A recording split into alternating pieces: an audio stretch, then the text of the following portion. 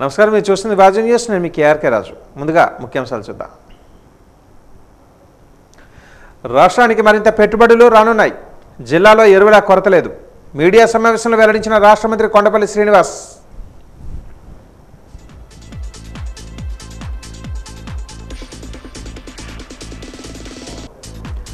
జిల్లా పరిషత్లో ముగిసిన జన విజ్ఞాన వేదిక మహాసభలు.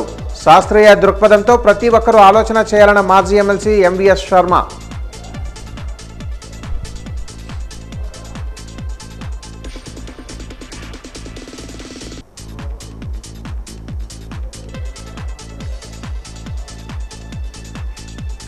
కూటమి ప్రభుత్వ పాలనలో విద్యా ఆర్థిక రంగ సమస్యల పరిష్కారం లభించటం లేదు. రాజ్యంలో ఆంధ్రప్రదేశ్ ఐక్య ఉపాధ్యాయ ఫెడరేషన్ ఆరోపణ.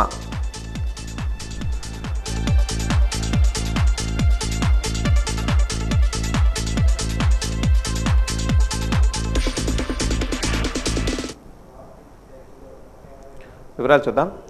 గ్లోబల్ సమ్మిట్లో ప్రపంచ దేశాలను ఆకట్టుకుంటున్నామని, త్వరలో రాష్ట్రానికి భారీ ఎత్తున పెట్టుబడులు వస్తాయని రాష్ట్ర ఎంఎస్ఎంఈ సర్ప్ ఎన్ఆర్ఐ వ్యవహారాల శాఖ మంత్రి కొండపల్లి శ్రీనివాస్ చెప్పారు.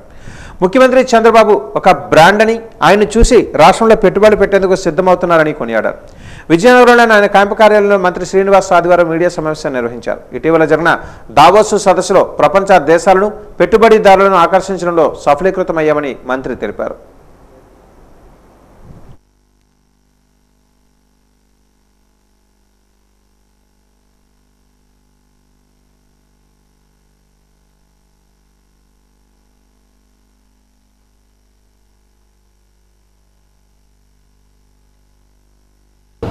ముఖ్యంగా ఈ సమిట్లో ఆంధ్రప్రదేశ్ తాలూకా పాలసీస్ కానీ, అలాగే ప్రోత్సాహం కానీ, పరిశ్రమల కోసం ఏ రకంగా ఆహ్వానం పలుకుతున్నాము, ఏ రకమైనటువంటి సపోర్ట్ ఇస్తున్నాము, ఇవన్నీ కూడా సుమారు 40 దేశాల నుంచి వచ్చినటువంటి ఆ దేశ ప్రతినిధులు కానీ, ఇండస్ట్రీ పార్ట్నర్స్ కానీ, లేకపోతే ఇండస్ట్రీస్ వాళ్ళు కానీ, లీడర్స్ ఆఫ్ ది ఇండస్ట్రీస్ కానీ, వీళ్ళందరి దగ్గర కూడా మన ఆంధ్రప్రదేశ్ గురించి చెప్పడం జరిగింది.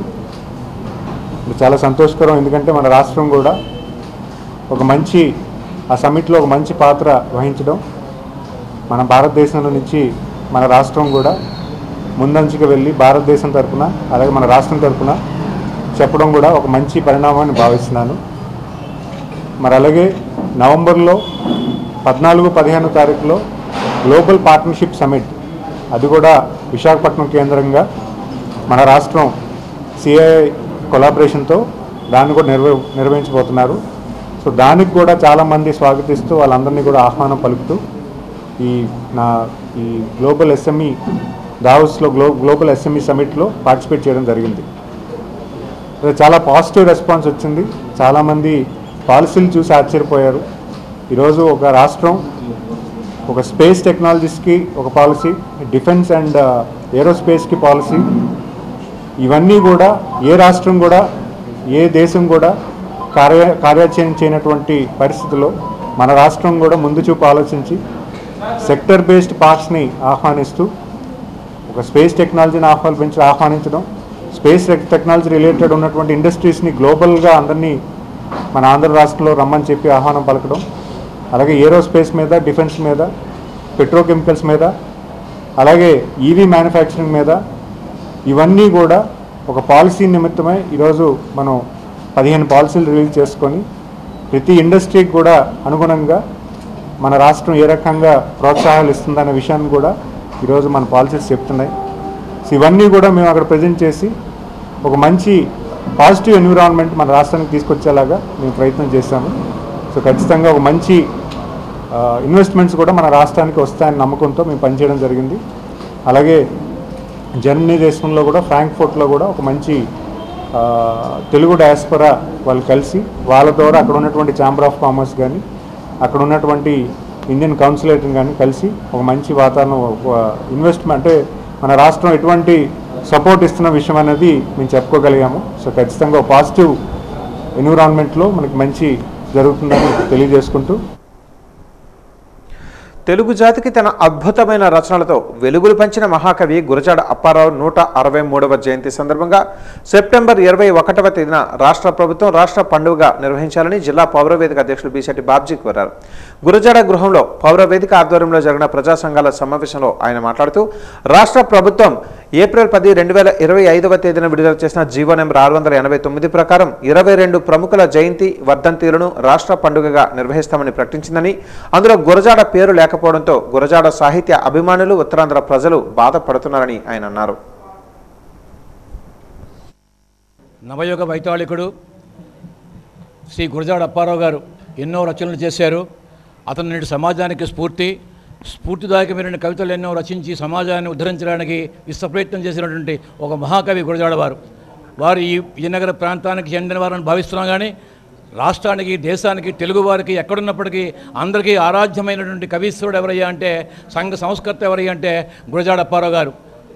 దేశమంటే మట్టి కాదో ఇలాంటి ఎన్నో రచనలు చేసి సమాజాన్ని ప్రేమించి సమాజ హితం కోసంగి, సమాజంలో చైతన్యం కోసంగి భాషను వినియోగించి ఎంతో మార్పు తెచ్చినటువంటి మహాకవి గురజాడ వారి యొక్క ఉత్సవాన్ని, వారి జన్మదినాన్ని రాష్ట్ర పండుగగా చేయాలన్నది ఇది కేవలం విజయనగరము ఒక పౌరవేదిక కాదు, సమస్త తెలుగువారి యొక్క అభిప్రాయం.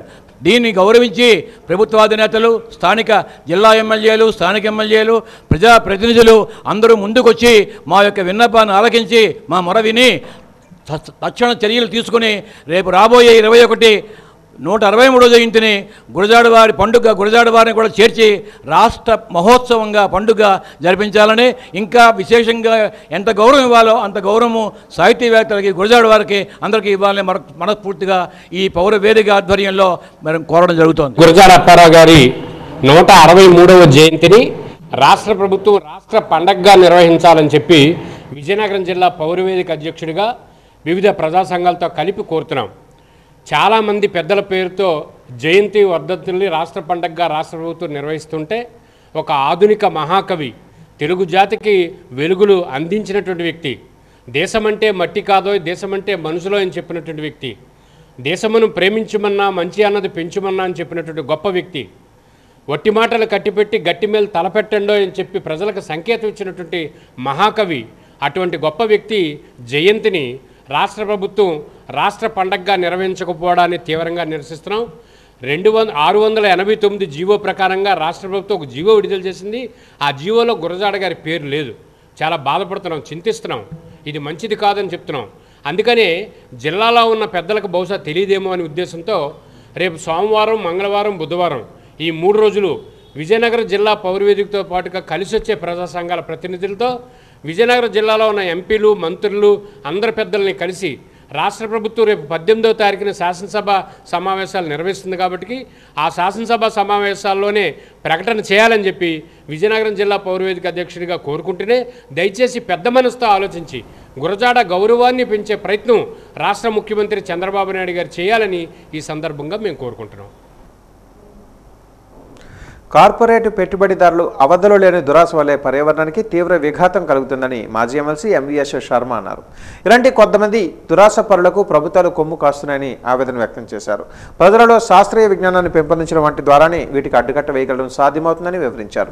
విజయనగరంలోని జిల్లా పరిషత్ కార్యాలయ ప్రాంగణంలో జరుగుతున్న జన విజ్ఞాన వేదిక 2వ రోజు మహాసభలలో పర్యావరణ పరిరక్షణ అనే అంశంపై ఆయన ప్రసంగించారు. పర్యావరణ పరిరక్షణ అనగానే పరిసరాలను పరిశుభ్రంగా ఉంచడం, ప్లాస్టిక్ నిషేధం, మరుగుదొడ్ల వినియోగం, మొక్కలు నాటడం వంటి చర్యలు మాత్రమే కాదని అన్నారు. భూమండలంపై పారిశ్రామిక విప్లవం ప్రారంభమయ్యాక మానవుడే కాకుండా సమస్త జీవరాశులకు మనుగడకు ముప్పు వాటిల్లుతుందని వివరించారు. సంవత్సరాల పరిణామ క్రమంలో ఈ రకమైన రూపు తీసుకున్నాయి. ఈ పరిణామ క్రమానికి గడిచినటువంటి ఒక 200 సంవత్సరాల కాలంలో మాత్రమే తీవ్రమైన ప్రమాదం వచ్చింది. అంతకుముందు ఇంత ప్రమాదం లేదు. మనకు ఎదురవుతున్నటువంటి డైరెక్ట్ ఎక్స్పీరియన్స్ అది. ఇప్పుడు వర్షాకాలంలో ఉన్నాం. గతంలో ఎన్నడూ చూడనంతగా మనకి ఇప్పుడు కొత్త రకం వరదలు వస్తున్నాయి. కొండలు అమాంతం విరిగి పడిపోయి మట్టి రాళ్లతో సహా ప్రవహించి గ్రామాలని కప్పెట్టేస్తున్నాయి. ఉత్తర భారతదేశంలో ఉత్తరాఖండ్లో కొన్ని గ్రామాలు ఎలా అదృశ్యం అయిపోయి భూమి కిందకి వెళ్ళిపోయి మనుషులతో సహా. హిమాచల్ ప్రదేశ్లో 3 గ్రామాలు మట్టి కిందకి పోయాయి. టారెన్షియల్ రైన్స్ అంటే మనకు రోజు పర్యావరణం డిపార్ట్మెంట్ వాళ్ళు మన ఫోన్లకి వార్నింగ్ సిగ్నల్స్ ఇస్తూ ఉంటారు. ఏమని? జాగ్రత్త, పిడుగులతో కూడినటువంటి వర్షాలు హఠాత్తుగా కురిసే ప్రమాదం ఉందని. ఇదంతా పర్యావరణంతో ముడిపడున్న సమస్య అని మనం అనుకుంటున్నామా లేదా? నా ప్రశ్న అది. ఎందుకంటే ప్రజలు ఒక పక్క పోరాడుతున్నారు. పర్యావరణ రక్షణ కోసం చదువు సంధ్య లేని వాళ్ళు, సైన్స్ అంటే స్పెల్లింగ్ తెలియని వాళ్ళు మన ఏజెన్సీ ప్రాంతంలో, ఇక్కడ గుమ్మలక్ష్మీపురం ఏజెన్సీ, అక్కడ విశాఖ ఏజెన్సీ ఈ ప్రాంతాల్లో మీరు మా దగ్గర హైడ్రో పవర్ ప్రాజెక్టులు కట్టొద్దు అని వాళ్ళు పోట్లాడుతున్నారు. పర్యావరణాన్ని రక్షించే ఉద్యమంలో వాళ్ళు ఉన్నారు ముందు. Negative understanding.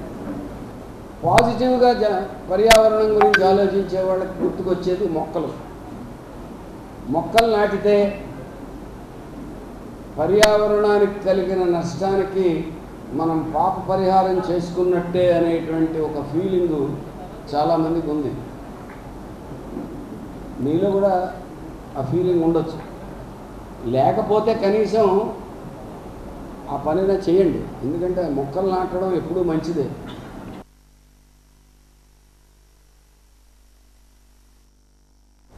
నగరంలోని వై జంక్షన్ వద్ద ఒక ప్రైవేటు ఫంక్షన్ హాల్లో నారాయణ పాఠశాల యాజమాన్యం విద్యార్థుల తల్లిదండ్రులకు అవగాహన సదస్సు కార్యక్రమాన్ని ఘనంగా నిర్వహించారు. ఈ సందర్భంగా పాఠశాల నార్త్ కోస్టర్న్ డీన్ రీజన్ హనుమంతరావు మాట్లాడుతూ 10వ తరగతి పూర్తయిన విద్యార్థులకు వారి ఇష్టాలను బట్టి వివిధ రంగాలలో చదువుకోవడానికి అవకాశం కల్పించాలని అన్నారు. విద్యార్థుల కెరీర్ గైడెన్స్ను, పూర్వ విద్యార్థుల విజయాలను వారికి తెలియజేశారు. విద్యార్థుల భవిష్యత్తుకు బంగారు బాట చూపే మార్గదర్శకాలను తల్లిదండ్రులకు చెప్పారు. సాంస్కృతిక కార్యక్రమాలతో ఎంతో అద్భుత ప్రదర్శనలు చేశారు.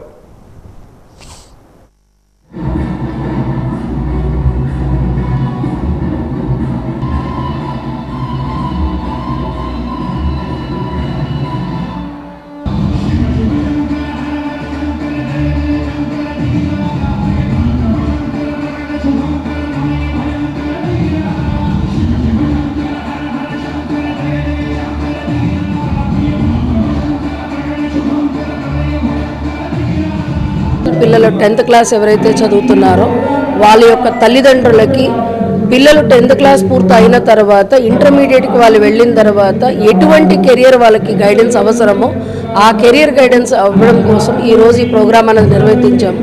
అట్లాగే పిల్లలకి ఈరోజు కల్చరల్ ఫెస్ట్, అలాగే వాళ్ళకి కెరియర్ గైడెన్స్ ప్రోగ్రాంలోని మన నార్త్ కోస్టల్ డీన్ డీజీఎం అయినటువంటి హనుమంతరావు గారు ముఖ్య అతిథిగా విచ్చేసి పిల్లలకి భవిష్యత్తు ఎట్లా ఉండాలన్నది ఈరోజు పేరెంట్స్ అందరికీ కూడా తెలియజేయడం జరుగుతుంది. ఈ కార్యక్రమంలో ముఖ్య అతిథిగా హనుమంతరావు గారు విచ్చేసి కెరియర్ గైడెన్స్ ప్రోగ్రామ్ అన్నది మన పిల్లలందరికీ కూడా ఇంటర్మీడియట్ వెళ్ళిన తర్వాత వాళ్ళ ఐఐటీలో కానీ జేఈలో కానీ అట్లాగే నీట్ ఏ విధంగా వాళ్ళు క్రాక్ చేయాలి, వాళ్ళు ఎట్లాగా భవిష్యత్తుని డెవలప్ చేసుకోవాలన్న దాని మీద ఈరోజు ఈ కార్యక్రమంలో సార్ మాట్లాడుతున్నారు. పిల్లలకు ఉన్నటువంటి సందేహాలని నివృత్తి చేస్తారు ఈరోజు. అట్లాగే తల్లిదండ్రులు కూడా ఈ కార్యక్రమంలో పాల్గొంటున్నారు. క్లాసు విద్యార్థుల్లో ఉన్నటువంటి కళా ప్రతిభని గుర్తించి వాళ్ళని మంచి ఉల్లాసంగా ఉత్సాహంగా ఉంచేదానికి ఇవాళ విజయనగరంలో ఈ కల్చరల్ ఫెస్ట్ అనేది చేయటం జరుగుతుంది. మరి ఓన్లీ చదువే కాకుండా కళల్లో కూడా విద్యార్థులను తీర్చిదిద్దటంలో నారాయణ ఎప్పుడు ముందుంటుంది అనేది తెలియజేయాలనేది మా ఉద్దేశం. అందువలన విద్యార్థుల్లో ఉన్నటువంటి చదువుతో పాటు కళా పోషణ కూడా బయటికి తీసుకొచ్చి కళలకు పుట్టినిల్లైనటువంటి విజయనగరంని మనం ఇంకా పైకి తీసుకెళ్లాలనేదే నారాయణ విద్యా సంస్థల యొక్క ఉద్దేశం. ఉత్తరాంధ్ర విజయనగరం జిల్లా తెలగ సంఘం ఎగ్జిక్యూటివ్ సమావేశం విజయనగరం తెలగా సంఘం ఆఫీసులో నిర్వహించారు. ఈ కార్యక్రమానికి ముఖ్య అతిథిగా ఉత్తరాంధ్ర గౌరవ సలహాదారు పులప రవీంద్రనాథ్ ఠాగూర్ హాజరయ్యారు. ఈ సందర్భంగా ఆయన మాట్లాడుతూ తెలగా కులస్తులను బీసీలోకి చేర్చాలని అన్నారు. తెలగా వెలుగు అనే కార్యక్రమం అక్టోబర్ నెలలో నిర్వహిస్తామన్నారు. స్థానిక సంస్థల ఎన్నికలలో తెలగా కులస్తులకు సపోర్ట్ చేసే విధంగా పైకి తీసుకొని రావాలని కోరారు. ఈ కార్యక్రమంలో vice president Akiri Prasadarao, organising secretary Puvvula Srinivasarao, మొంగం Srinivasarao తదితరులు పాల్గొన్నారు.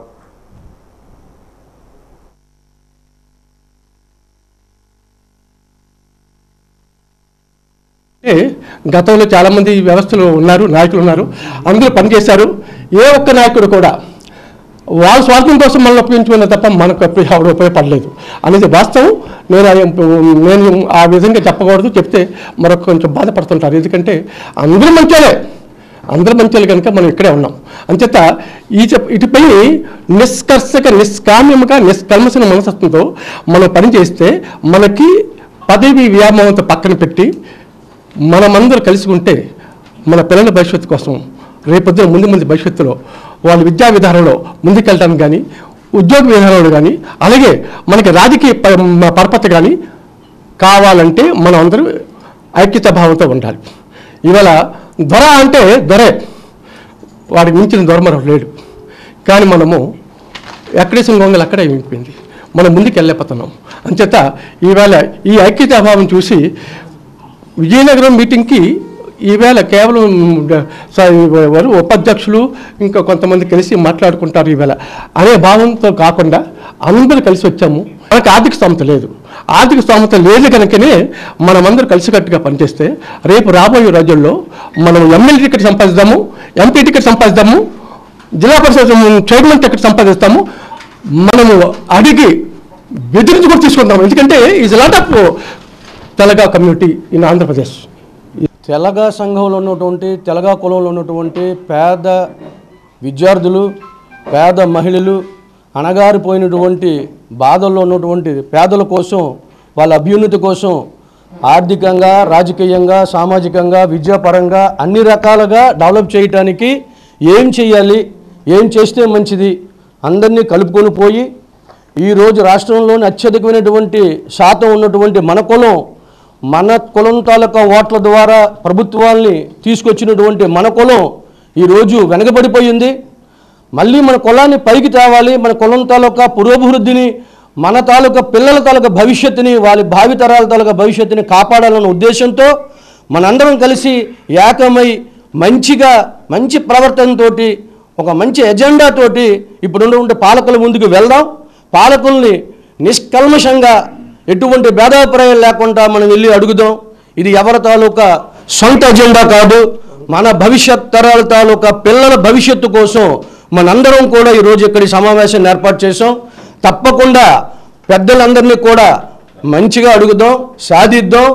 మనం చేయడానికి కావాల్సిన కార్యాచరణ భవిష్యత్తులో ఏం చేయాలన్నది మనందరం కలిసి కూర్చొని దీనికి ఒక స్టీరింగ్ కమిటీ ఏర్పాటు చేసి దీనిని జిల్లాల వారీగా రాష్ట్రం వరకు అవకాశం వస్తే మోడీ గారి వరకు వెళ్ళవలసిన పరిస్థితిని ఈరోజు మనం ఇక్కడి నుంచే ప్రారంభిద్దాం.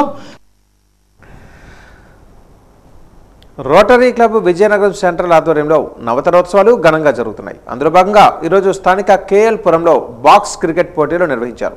ఈ క్రికెట్ టోర్నమెంట్లో పాఠశాల విద్యార్థులు, కాలేజీ విద్యార్థులు పాల్గొన్నారు. 14 టీములు వచ్చాయని నిర్వాహకులు అభిషేక్ శర్మ, రవి చోప్రాలు తెలియజేశారు. చదువుతో పాటు క్రీడలలో కూడా విద్యార్థులు బాగా రాణించారని కోరారు. ఈ కార్యక్రమంలో రోటరీ క్లబ్ విజయనగరం సెంట్రల్ సభ్యులు పాల్గొన్నారు.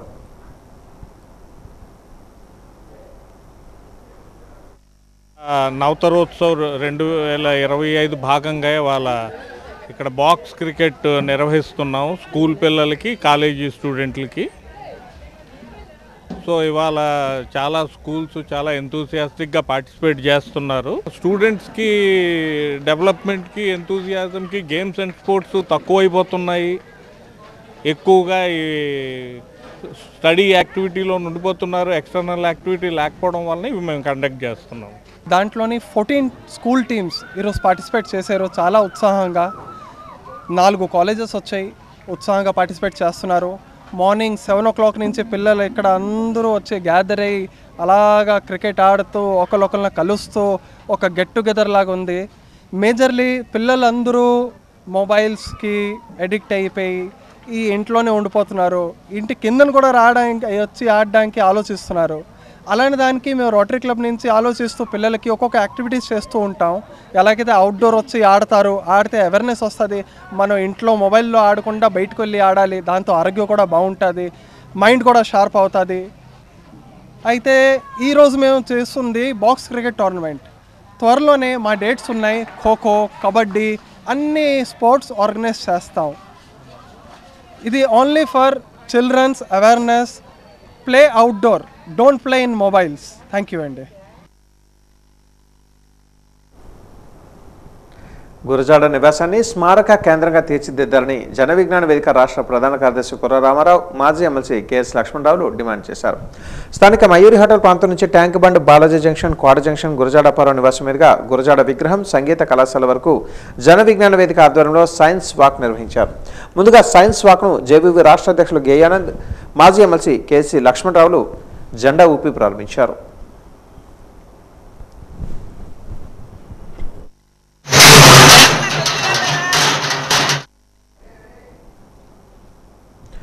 మెరుగైన వైద్య సదుపాయాలను వీలంత త్వరగా ప్రజలకు అందించే లక్ష్యంతో వైద్య కళాశాలలను పీపీపీ పద్ధతిలో నిర్మించేందుకు ప్రభుత్వం నిర్ణయించిందని మంత్రి కొండపల్లి శ్రీనివాస్ స్పష్టం చేశారు.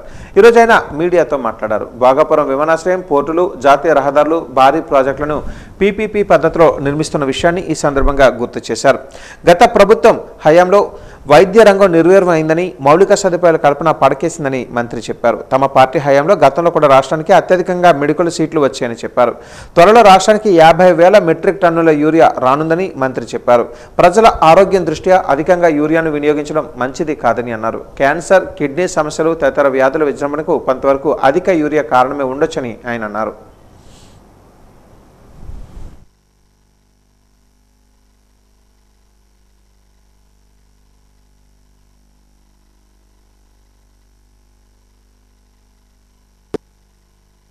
నాయకులు కూడా చాలా విమర్శలు చేస్తున్నారు. ఈరోజు హాస్పిటల్ విషయం కూడా వాళ్ళు చెప్పడం చాలా హాస్యాస్పదమైంది. మెడికల్ కాలేజు మీరు గతంలో చూసుకుంటే ఎక్కువ మెడికల్ సీట్స్, ఎక్కువ మెడికల్ కాలేజు ఎప్పుడు వచ్చాయంటే అది గత తెలుగుదేశం ప్రభుత్వంలో నుండి ఖచ్చితంగా మనం చెప్పగలం. ఎందుకంటే ఈరోజు number of seats in medical colleges కూడా సంఖ్య పెంచింది కూడా తెలుగుదేశం ప్రభుత్వమే. ఈరోజు మెడికల్ కాలేజెస్ కట్టారు, నాబార్డు నుంచి ఫండ్స్ తీసుకొచ్చి కట్టారు, కానీ మధ్యలో ఎందుకు ఆగిపోయిన విషయం కూడా మీరు అడగాల్సిన పరిస్థితి ఉంది. ఎందుకంటే ఈరోజు నాబార్డు నుంచి సుమారు భారీ ఎత్తున ఫండ్స్ తీసుకొచ్చి ఆ ఫండ్స్ని కూడా మధ్యలో వేరే వాటికి డైవర్ట్ చేసి ఫండ్స్ రిలీజ్ అవ్వకుండా వాటిని మళ్ళీ ఇబ్బంది పడి ఈరోజు చాలా హాస్పిటల్స్ మధ్యలో ఆగిపోయి ఉన్నాయి. అందులో ముఖ్యంగా మనం మాట్లాడుకుంటే విజయనగరం హాస్పిటల్ అవ్వచ్చు, లేకపోతే గజపతినగరం 100 బెడెడ్ హాస్పిటల్ అవ్వచ్చు, ఈ రెండు కూడా మధ్యలో ఆగిపోతే ఈరోజు ప్రభుత్వం వచ్చిన వెంటనే ఆ మ్యాచింగ్ ఫండ్ ఇవ్వడం, దాని యూటిలైజేషన్ సర్టిఫికేట్స్ ఇవ్వడం వల్ల మళ్ళీ ఫండ్స్ రావడం జరుగుతూ ఉంది. మరి అంతేకాకుండా ఎటువంటి ఆలోచన లేకుండా గత పరిపాలనలో ఏ రకంగా మెడికల్ కాలేజ్ రన్ చేయాలి, సంవత్సరానికి మెడికల్ కాలేజ్ రన్ చేయడానికి ఎంత ఖర్చు అవుతుంది అనే ఒక ఆలోచన లేకుండా పూర్తి స్థాయిలో అంటే ఎక్కడ ఒక రూరల్ ప్లేసెస్లో మెడికల్ కాలేజ్లో పెడితే ఫండ్స్ వస్తాయనే ఆలోచనతో మెడికల్ కాలేజ్లు పెట్టడం. కనీసం కొన్ని కాలేజీలు అయితే పార్వతీపురం కాలేజ్ అయితే కనీసం భూసేకరణ కూడా జరగలేదు. ఈరోజు మెడికల్ కాలేజ్ చూస్తే ఆహా అని అంటున్నారు కదా, పార్వతీపురంలో కనీసం భూసేకరణ కూడా జరగలేదు. కానీ దానికోసం కూడా ఫండ్ మొబిలైజేషన్ చేయడం కూడా బాధాకరం. కానీ గతంలో కూడా ఈరోజు కేంద్ర ప్రభుత్వం ఆలోచన ఎలా ఉండిందంటే మనకున్నటువంటి హెల్త్ ఎక్సర్సైజ్లో యూరియా కన్జంప్షన్ ఎక్కువగా ఉందని యూరియా తక్కువ చేయాలని ఒక ఆలోచన ఉండింది. బట్ మన రాష్ట్రానికి అది పదవ లేకుండా ఈరోజు మళ్ళీ నెక్స్ట్ 50,000 టన్నులు మన రాష్ట్రానికి కూడా అలొకేట్ చేయడం జరిగింది. నెక్స్ట్ 3-4 డేస్లో మ్యాక్సిమం ప్రతి గ్రామానికి కూడా యూరియా వెళ్ళిపోతుంది. సో యూరియా కొరత అయితే మన రాష్ట్రంలో లేదు. కానీ ఖచ్చితంగా ప్రతి రైతుకు కూడా మనం ఆలోచన చేయాలి. ఎందుకంటే ఈరోజు ప్రతి మానవుడు కూడా హ్యూమన్ అసెట్, రాష్ట్రానికి అసెట్, దేశానికి అసెట్. మనం తింటున్న భోజనం కూడా మంచి ఆరోగ్యమైన భోజనం అవ్వాలి. పార్వతీపురం మండలం పెద్దమరికి పంచాయతీ పరిధిలో గల కొత్త ఊరు గ్రామంలో పాఠశాల భవనం లేక విద్యార్థులు ఎన్నో అవస్థలు పడుతున్నారు. స్కూలు అదనపు తరగతి గదులు గిరిజనులు చేయి కలుపుకొని పురుపాకను నిర్మించారు. ఈ సందర్భంగా విద్యార్థుల తల్లిదండ్రులు మాట్లాడుతూ నాడు నేడు పన్నుల ద్వారా విద్యార్థులు బాగా చదువుకోవడానికి తరగతి గదుల భవనాన్ని పూర్తి చేయాలని అన్నారు. అధికారుల వద్దకు తిరిగి అలసిపోయామన్నారు. ప్రభుత్వాలు మారుతున్నా తమ పిల్లల తలరాతలు మారటం లేదని ఆవేదన వ్యక్తం చేశారు. తక్షణమే పాఠశాల భవనాన్ని నిర్మించాలని కోరారు.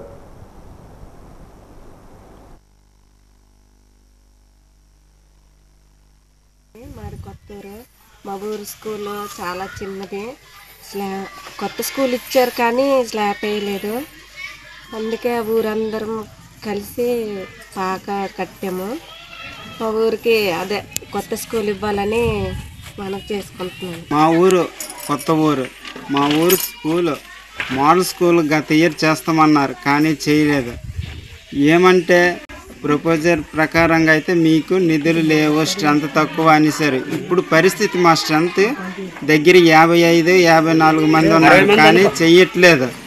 ఇలాగా ఇంకా పిల్లల స్ట్రెంత్ అయితే పెరుగుతూనే ఉంది కానీ స్కూలు రూములు లేక చాలా అవస్థలు పడి పిల్లలతోటి మరొక అదనంగా పురిపాకతో వేసుకొని ఉన్నామండి. మాకు స్కూల్లో వసతి ప్లే గ్రౌండ్లో కూడా కాంపౌండ్ వాళ్ళు కంప్లీట్ చేయలేదు కనుక అదే నాడు నేడులో మరి కొద్దిగా పని సహకరించారు అనుకున్న టైంలోన ఆపేయడం జరిగింది. అది కూడా పూర్తి కాలేదు. కావున మన పిల్లలకి మీరు ఎంతో కొంత ఏదో రకంగా మాకు సౌకర్యం కల్పిస్తారని మేము కోరుచున్నాము.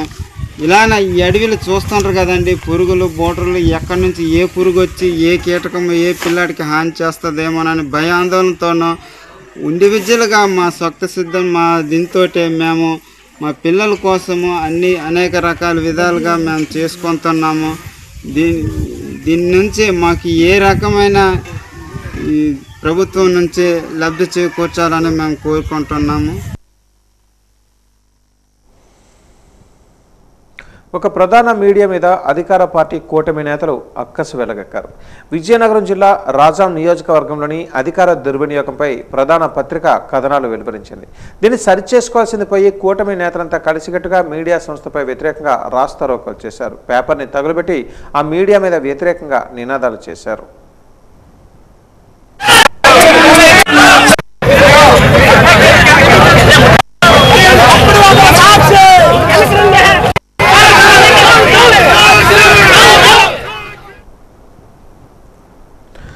రాజాం మండలం గడ్డి ముడిదాం గ్రామ వరి పంటలు నాసిరకం కల్తీ విత్తనాల వల్ల నష్టపోయిన పంటలు ఏపీ రైతు సంఘం జిల్లా committee పరిశీలించింది.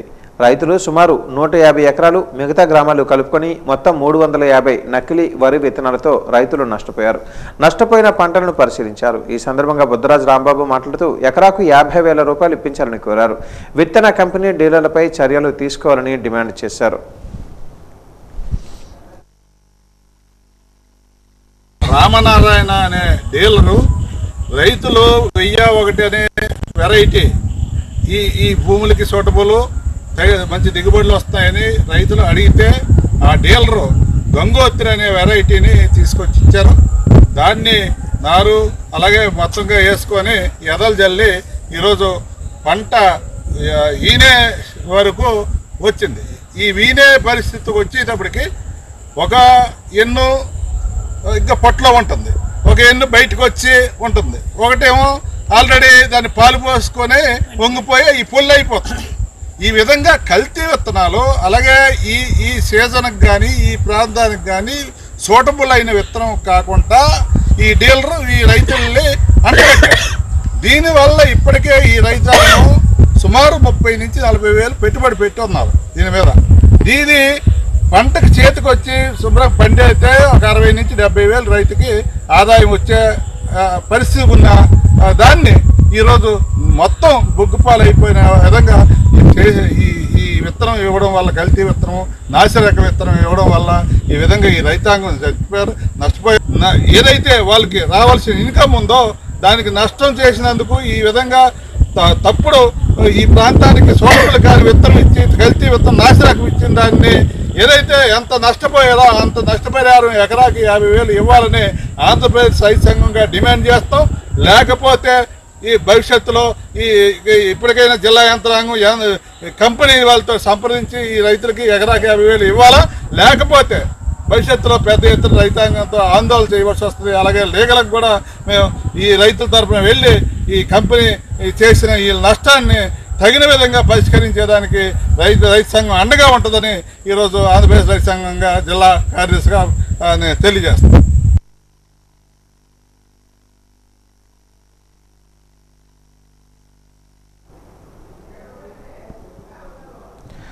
Sims Baptist memorial church 150 వసంత వేడుకలు ఈరోజు ఘనంగా ముగిశాయి. ఈ సందర్భంగా చర్చ్ కార్యదర్శి ఆర్ఎస్ జాన్ మాట్లాడుతూ 4 రోజుల పాటు చర్చ్ 150వ వసంత వేడుకలు నిర్వహించడం జరిగిందన్నారు.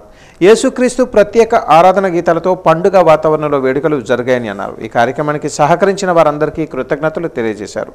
ఎంతోమంది సంఘ పెద్దలు వారి సందేశాలనిచ్చి సువార్తను వినిపించారని చెప్పారు.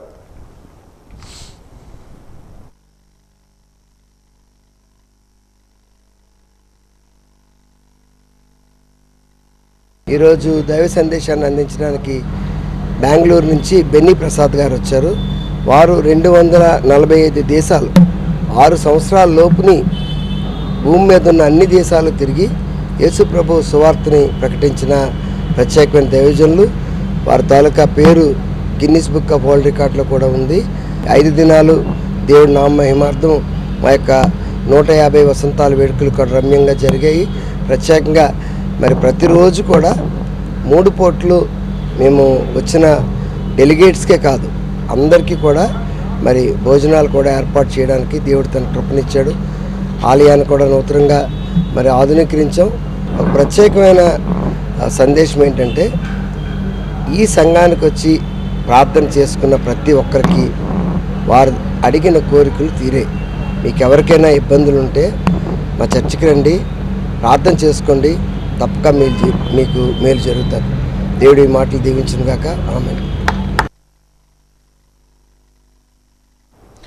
పార్వతీపురం మన్యం జిల్లా ఎస్పీ మాధవరెడ్డి అంకిత్ సురాణ వారి ఆదేశాల మేరకు ఈరోజు పార్వతీపురంలో ఉన్నటువంటి వేదాంతం కళాశాల, భాస్కర్ కళాశాల, ఆర్కే కళాశాల, ప్రభుత్వ జూనియర్ కళాశాల, ఎస్విడి డిగ్రీ కళాశాల హాస్టల్ విద్యార్థులకి అవగాహన కార్యక్రమాన్ని నిర్వహించారు.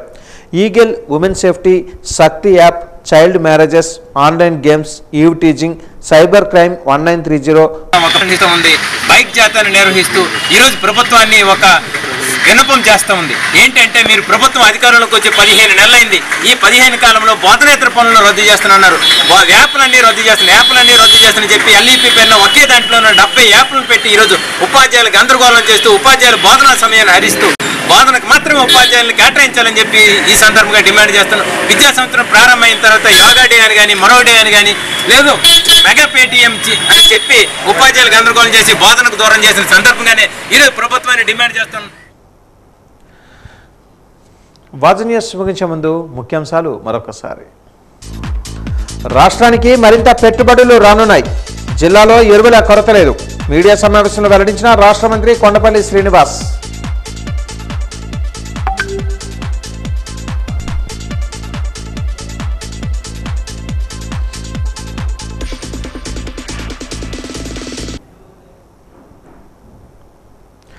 వాజనీయస్ ఇంతటితో సమాప్తం. నమస్కారం.